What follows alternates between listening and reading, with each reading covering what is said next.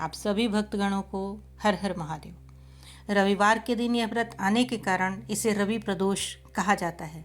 प्रदोष व्रत हर महीने के दोनों पक्षों की त्रयोदशी तिथि को रखा जाता है। एक समय सर्व प्राणियों के हितार्थ परम पावन भागीरथी के तट पर ऋषि समाज द्वारा विशाल गोष्ठी का आयोजन किया गया। इस सभा में व्यास जी के परम शिष्य पुराण वेत्ता सूत जी महाराज हरि कीर्तन करते हुए पधारे। सूत जी को आते हुए देखकर शौनकादि 88,000 ऋषि मुनियों ने खड़े होकर दंडवत प्रणाम किया।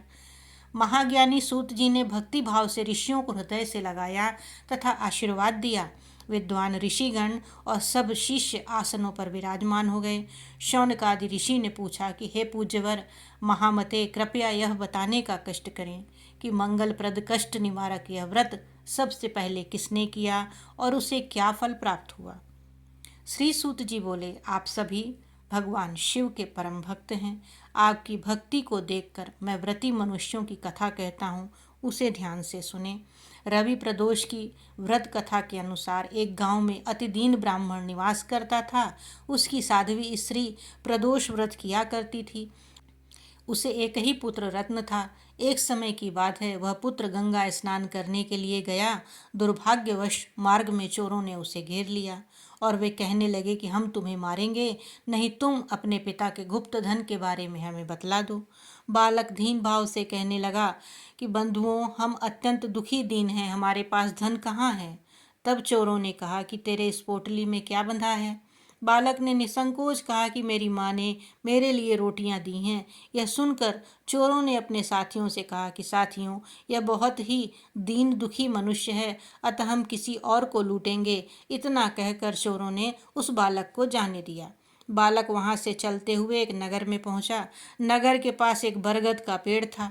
वह बालक उसी बरगद के वृक्ष की छाया में सो गया। उसी समय उस नगर के सिपाही चोरों को खोजते हुए उस बरगद के वृक्ष के पास पहुंचे और बालक को चोर समझकर बंदी बना राजा के पास ले गए। राजा ने उसे कारावास में बंद करने का आदेश दिया।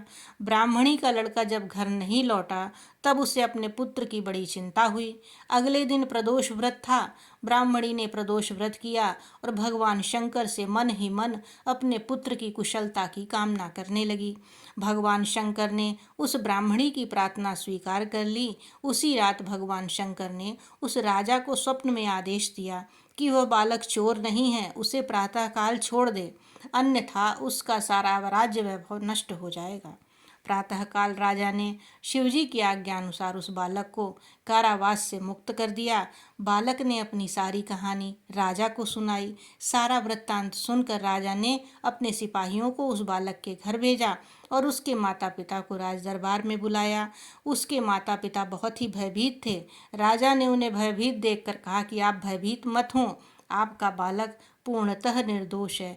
राजा ने ब्राह्मण को 5 गांव दान में दिए, जिससे कि वे सुखपूर्वक अपना जीवन व्यतीत कर सकें। भगवान शिव की कृपा से ब्राह्मण परिवार आनंद से रहने लगा। अतः जो मनुष्य रवि प्रदोष व्रत को करता है वह सुखपूर्वक और निरोगी होकर अपना पूर्ण जीवन व्यतीत करता है तथा उसके जीवन में खुशहाली आती है। कथा के अंत में भगवान शिव की जय के साथ यही मनोकामना है कि आप सबके भी मनोरथ पूर्ण हो और निरोगी जीवन प्राप्त हो। जय जय शिव शंभु।